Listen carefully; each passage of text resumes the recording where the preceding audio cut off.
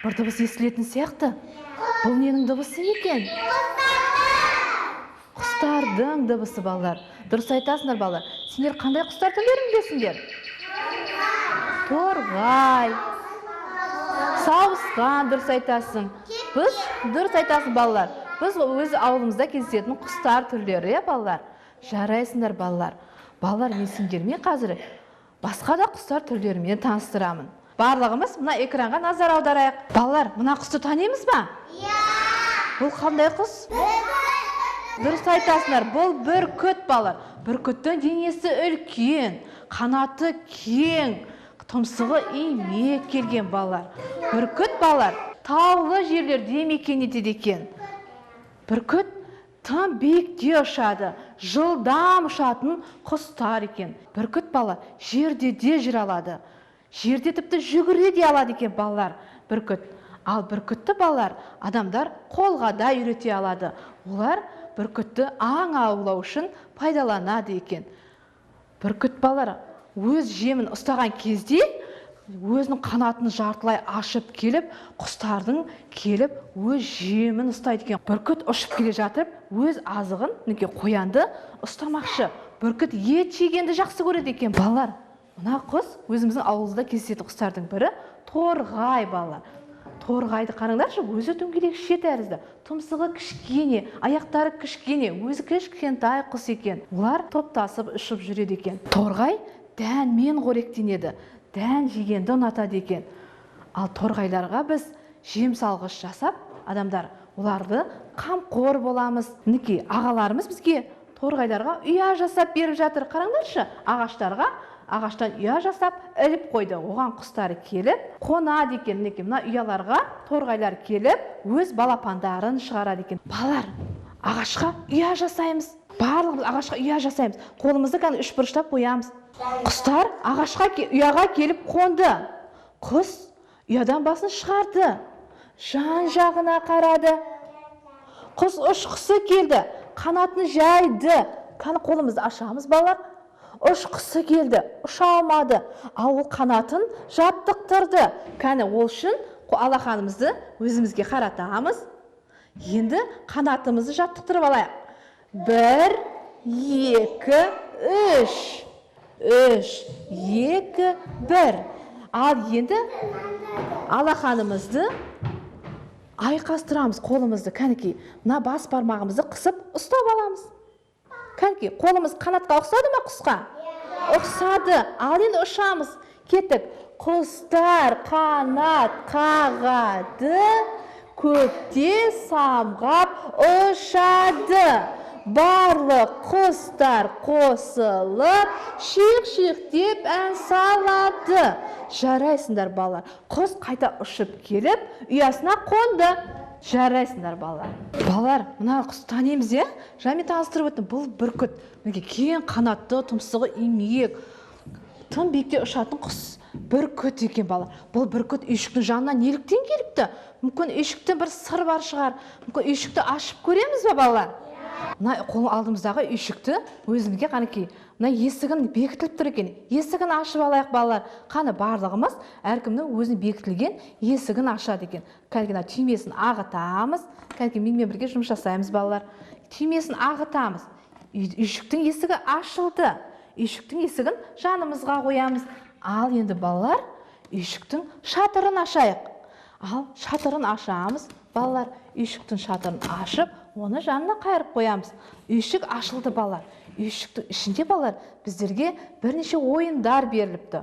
Ойындармен ойнаймыз, балалар. Мінекей, бізге мынадай ойын тапсырмасы беріліпті.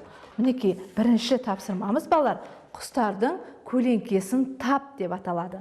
Мына суретте бізге құстар берілген. Осы құстардың қасындағы көлеңкелерін мына қалам арқылы қосамыз. Мінекей, қарлығаш, тырна, бүркіт. Осы құстардың біз көлеңкесін қалам арқылы қосып тауып берейік. Ал, балалар, үйшіктің ішіне тағы да үңіліп қарайықшы. Үйшікке тағы да бізде бір ойын беріліпті. Барлығымыздың да қарнымыз ашады, балалар. Сол сияқты құстардың да қарны ашады екен. Олардың, мінекей, мына дөңгелекшедегі, мен сендерге таныстырып өткендей, балалар, дөңгелекшедегі құстардың тамақтары берілген осы қыстырғыш арқылы құстардың өздерінің жақсы көретін, жақсы қоректенетін тағамдарымен қыстырғышты қыстырып, сәйкестендіріп қыстырамыз. Мысалға, торғай нені жақсы көреді? Дәнмен қоректенген жақсы көреді екен. Мінекей, дәнге, торғайға дәнді қыстырамыз. Торғай дәнмен қоректенді. Кәлке балалар, осылайша ойын ойнайық. Ал мына тырна. Тырна бақамен қоректенеді екен. Ол сулы жерлерде жүргеннен кейін бақа да суда жүреді екен. Мінекей, тырна бақамен қоректенді. Ал келесі біздің құсымыз балалар. Бүркіт. Бүркіт бағана немен қоректенеді дедік балалар? Ол ет жегенді жақсы көреді дедік. Тышқанмен, борсықпен. Мінекей, келесі біздің бүркітіміз тышқанмен қоректеніп жатыр. Ал біздің келесі құсымыз қарлығаш. Қарлығаш немен қоректенеді? Құрттармен қоректенеді екен. Ол өсімдіктерге зиян келтіретін құрттармен қоректенеді екен. Мінекей, қарлығаш құртты жеп қойды. Кім құстар тамақтандырып болды? Кәні көрсетейікші.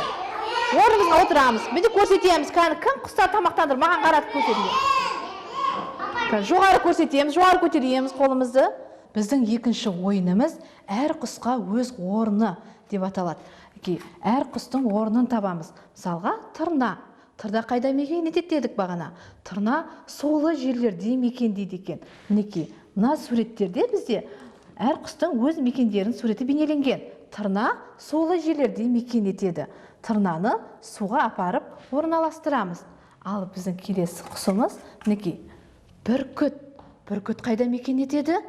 Бүркіт таулы жерлерде мекен етеді балалар. Ол бүркітті таулы суретке апарып орналастырамыз. Ал келесі біздің құсымыз қарлығаш. Қарлығаш қайда мекен етеді балалар? Адамдарға жақын жерлерде мекен етеді.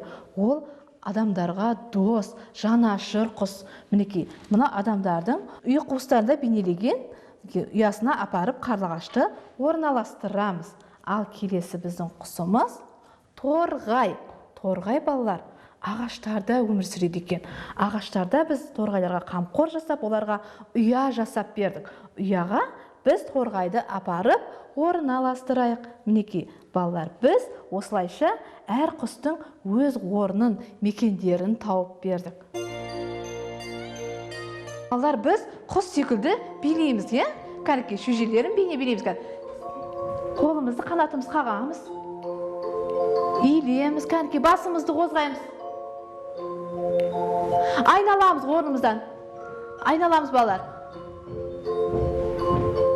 Айналамыз. Балалар, құстар дән жейді, кәнекей. Дән шоқимыз. Шоқимыз дәнді. Жан жағымызға қараймыз. Ешкім жоқ, тағы да дән шоқимыз. Дән шоқимыз. Жарайсыңдар балалар. Ал енді балалар, кәнекей тағы да орнымызды айналамыз. Басымызды қозғаймыз. Басымыз кәні бәріміз күліп қараймыз кәні. Көңілді боламыз, билейміз. Кәнекей, ал енді құстар су ішті.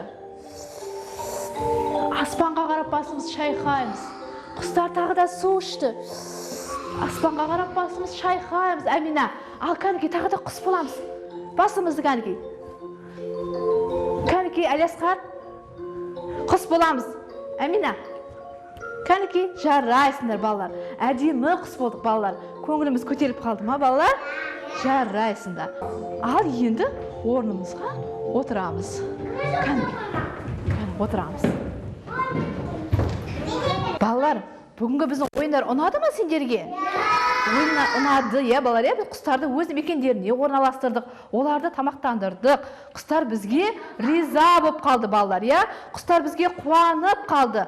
Біз әркез құстарға қамқор болып жүруіміз керек. Оларға ұя жасап, жем шашып тұруымыз керек. Балалар, енді біз құстарға қамқор болып жүрейік. Құстар біздің досымыз. Балалар, осымен біздің оқу әрекетіміз аяқталды.